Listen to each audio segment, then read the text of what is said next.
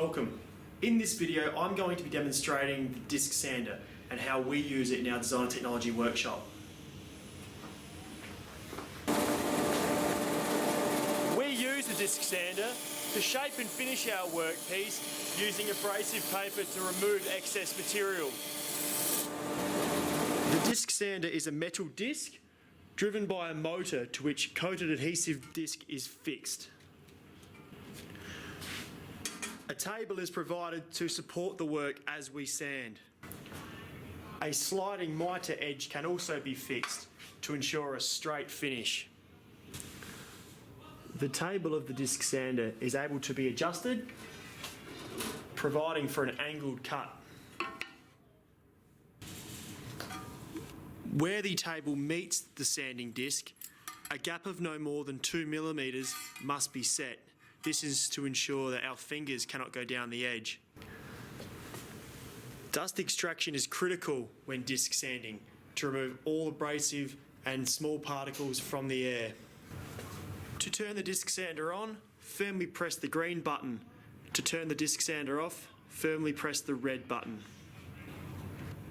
The disc sander is also fitted with an emergency stop. The emergency stop is fitted at knee height.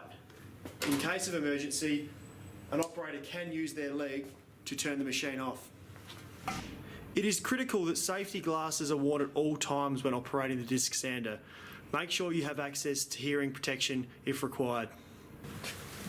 Before using a disc sander, find out which way the disc is spinning. By doing so, quickly turn on and off the disc sander. Now that we know, we can be sure what side to work on. Having completed the test, we are now sure that in fact the disc sander is spinning counterclockwise. Therefore, we cannot use this half of the disc sander, but we can use this half.